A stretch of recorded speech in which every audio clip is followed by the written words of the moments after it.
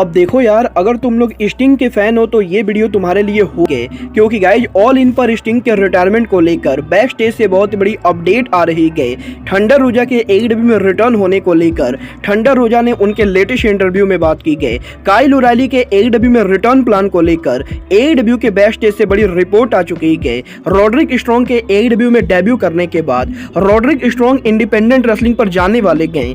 CM Punk के एडब्ल्यू में return से पहले श्रेया सीएम पंक के सपोर्ट में उतर चुकी गए। तो गाइज वहीं एनजेपीडब्ल्यू के अमेरिका में अगले बड़े पेपर व्यू के ऊपर एनजेपीडब्ल्यू ने बहुत से बड़े मैचेस अनाउंस कर दिए हैं। तो गाइज चलिए बिना किसी देरी के शुरू करते हैं इस वीडियो को। और गाइज सबसे पहले बात करेंगे दी आइकॉन स्टिंग की। वल्गार बात करें यहाँ पर स्टिंग की, तो गाइज ये बात तो आप सभी लोगों को मैंने ऑलरेडी बता रखी है कि एडब्ल्यू सुपरस्टार स्टिंग इस साल उनका रिटायरमेंट लेने वाले गए। और गाइज पॉसिबली 2023 के ओवर होने से पहले हमें एडब्ल्यू के अंदर स्टिंग उनका रिटायरमेंट लेते हुए दिखाई देंगे। बट गाइज यहीं अब ऑल इन के ऊपर स्टिंग के रिटायरमेंट लेने को लेकर रेसलिंग ऑब्जर्वर की तरफ से बहुत बड़ी अपडेट आ चुकी है। वेल गाइज ये बात भी मैंने आप लोग को ऑलरेडी कल के लाइव स्ट्रीम में बता रखी है कि एडब्ल्यू के ऑल इन पेपर व्यू के लिए एडब्ल्यू ने अभी तक करीबन 70,000 टिकट सोल्ड आउट कर दिए हैं। और गाइज यहाँ पर यूके के अंदर एडब्ल्यू का all in pay per view crowd के मामले में यूके हिस्ट्री का बिगेस्ट पेपर व्यू होने वाला है। और गाइज यहीं अब ऑल इन पर स्टिंग के रिटायरमेंट को लेकर रेसलिंग ऑब्जर्वर डेव मेल्जर का ये कहना है कि एडब्ल्यू कंपनी और स्टिंग के बीच में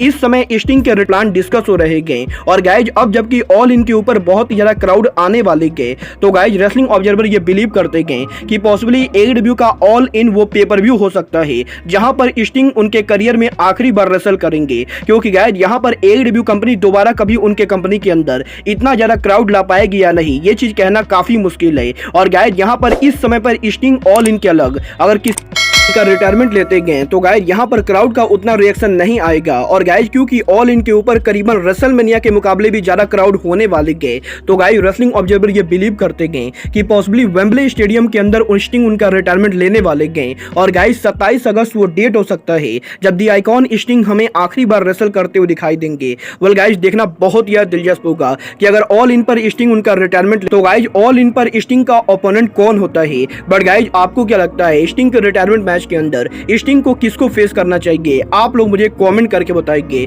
बट गाइज जहां तक बात रही एडब्ल्यू की, तो गाइज यहीं इस हफ्ते एडब्ल्यू के न्यूएस्ट साइनिंग रॉड्रिक स्ट्रॉन्ग के फ्यूचर को लेकर इंडिपेंडेंट रेसलिंग से बहुत ही बड़ी अपडेट आ रही है। वेल गाइज ये बात तो हम सभी लोगों को मालूम है कि किस तरीके से 2 हफ्तों पहले एडब्ल्यू के डायनामाइट शो के ऊपर रॉड्रिक स्ट्रॉन्ग ने एडब्ल्यू पर शॉकिंग डेब्यू किया था। और गाइज यहीं रॉड्रिक स्ट्रॉन्ग के एडब्ल्यू को ज्वाइन करने के बाद अब रॉड्रिक स्ट्रॉन्ग एक बार फिर से इंडिपेंडेंट रेसलिंग पर उनका रिटर्न करने वाले गए।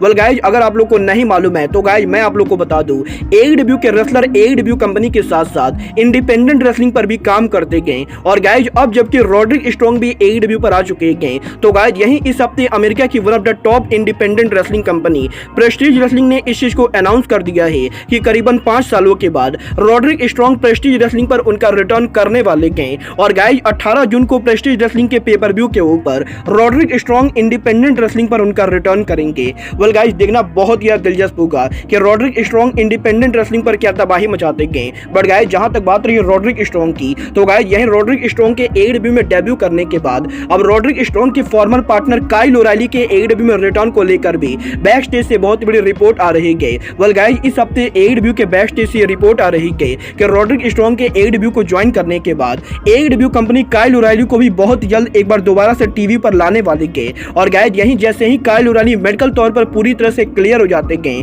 और एडब्ल्यू के डॉक्टर काइल ओराइली को मेडिकली क्लियर कर देते गए, काइल ओराइली एडब्ल्यू के टेलीविजन पर उनका रिटर्न करेंगे। और guys Kyle O'Reilly Adam Cole और रॉड्रिक स्ट्रॉन्ग के अनडिस्ट्रिब्यूटेड फैक्शन को ज्वाइन करेंगे। और गाइज रेसलिंग ऑब्जर्वर ने इस चीज को कंफर्म किया है कि बहुत ही जल्द एडब्ल्यू के अंदर फैंस को एक बार फिर से अनडिस्ट्रिब्यूटेड एलीट देखने को मिलेगी। वेल गाइज मैं तो काइल ओराइली के एडब्ल्यू में रिटर्न काफी एक्साइटेड हूँ। बट गाइज जहां तक बात रही एडब्ल्यू में रेसलर्स के रिटर्न होने की, गाइज यहीं इस हफ्ते एडब्ल्यू की फॉर्मर वुमेन चैंपियन थंडर रोजा के एडब्ल्यू में रिटर्न होने को लेकर थंडर रोजा की तरफ से काफी बड़ी अपडेट आ चुकी है।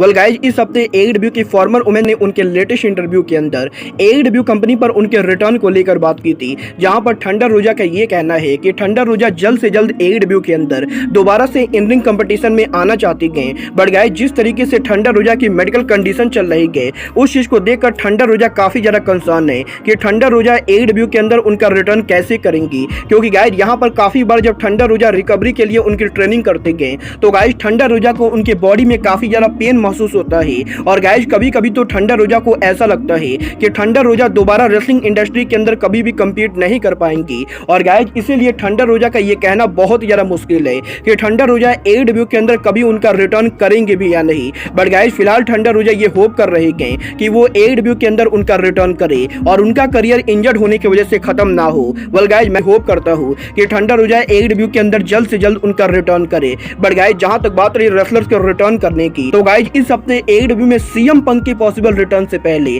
सरैया ने उनके लेटेस्ट इंटरव्यू के अंदर पहली बार CM पंक को लेकर बात की गई, जहां पर सरैया का ये कहना है कि सरैया के AEW को ज्वाइन करने से पहले जब सरैया WWE के अंदर काम करती थी और गाइज जब WWE के अंदर CM पंक ने फॉक्स नेटवर्क के ऊपर WWE के बैक स्टेज शो को ज्वाइन किया था, तो गाइज उस समय सरैया और CM पंक काफी करीबी तौर पर एक दूसरे को जानते थे। और गाइज यहाँ पर CM पंक ने सरैया को बैक स्टेज के ऊपर WWE को लेकर काफी सारी बढ़िया एडवाइस भी दी थी। और गाइज यहाँ पर AEW में सरैया के ज्वाइन करने के बाद भी AEW के बैक स्टेज के ऊपर सरैया CM पंक के साथ काम करना चाहती थी। बट गाइज अभी तक AEW के अंदर सरैया को CM पंक के साथ काम करने का मौका नहीं मिला है। और गाइज यहाँ पर सरैया ये होप करती हैं कि CM पंक AEW पर जल्द से जल्द उनका रिटर्न करे, क्योंकि गाइज यहाँ पर सरैया ये बिलीव करती हैं कि CM पंक के AEW में वापस आने की वजह से AEW कंपनी को बहुत ज्यादा बेनिफिट होगा। और गाइज यहाँ पर सरैया का ये कहना है कि AEW के लॉकर रूम में जो भी यंग रेसलर हैं वो सभी CM पंक के बहुत ही बड़े फैन हैं और AEW के लॉकर रूम के अंदर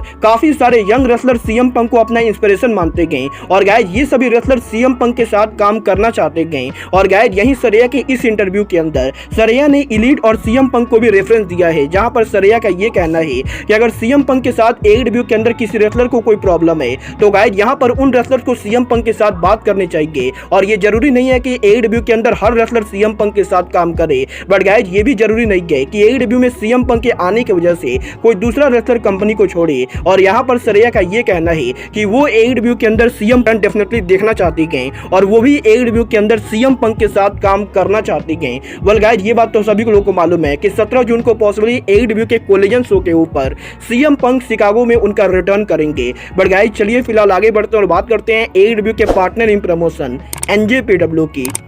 वल्गार बात करें यहाँ पर NJPW की, तो गाइज इस हफ्ते NJPW ने अमेरिका में उनके बड़े पेपर व्यू NJPW रिसर्जेंस का फुल कार्ड अनाउंस कर दिया है, जहां पर NJPW के रिसर्जेंस पेपर व्यू के ऊपर NJPW ने AEW और NJPW का क्रॉस ओवर मैच भी अनाउंस कर दिया है। वल्गार बात करें यहाँ पर रिसर्जेंस के मैच कार्ड की, तो गाइज सबसे पहले तो NJPW ने यह कंफर्म किया है कि AEW superstar Christopher Daniel NJPW के रिसर्जेंस पर काम करेंगे, जहां पर वो NJPW के यंग लायन एलेक्स कॉगलिन को फेस करेंगे। तो गाइज वहीं NJPW के inaugural strong women championship tournament के अंदर मर्सिडीज मोन वाल्टर पिरामिड में एक्शन में होने वाले गए और गाइज मर्सिडीज मोन स्टेफनी वेंको को फेस करेंगी। बट गाइज इसके बाद NJPW के रिसर्जेंस पेपर व्यू के ऊपर NJPW के स्ट्रॉन्ग वुमेन चैंपियनशिप टूर्नामेंट का हमें दूसरा मैच देखने को मिलेगा, जहां पर AEW superstar willow Nightingale Japanese superstar momo Congo को फेस करेंगी। और गाइज इसके साथ साथ NJPW के रिसर्जेंस पेपर व्यू के ऊपर TMD के एक्शन में होने वाली गए। तो गाइज वहीं NJPW के रिसर्जेंस पेपर व्यू के ऊपर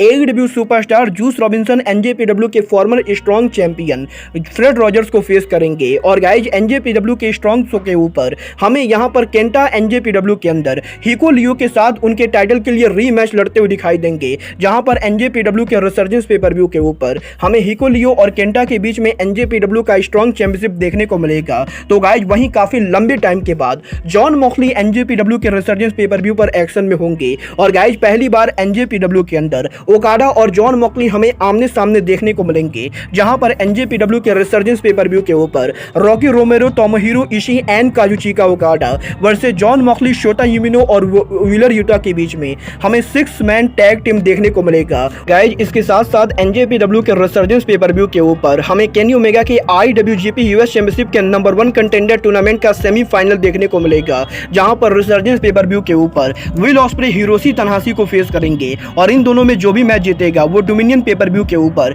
नंबर 1 कंटेंडर के फाइनल मैच में काम करेगा। बट गाइस यहाँ पर पेपर व्यू पर इन सभी मैचेस के बाद एनजेपीडब्ल्यू के रिसर्जेंस पेपर व्यू के ऊपर एनजेपीडब्ल्यू उनका brand new inaugural strong women champion crown करेगी। वेल गाइस यहाँ पर मैं तो इस पेपर व्यू को देखने के लिए बहुत ज्यादा एक्साइटेड हूँ। बट गाइस आप लोग जॉन मॉक्सली के एनजेपीडब्ल्यू रिटर्न के लिए एक्साइटेड हो या नहीं, आप लोग मुझे कमेंट करके बताइए। बट गाइस अब आज के इस वीडियो में बस इतना ही। मैं मिलता हूँ आपसे अपने अगले वीडियो में। बट गाइस तब तक के लिए good bye, good night and bang.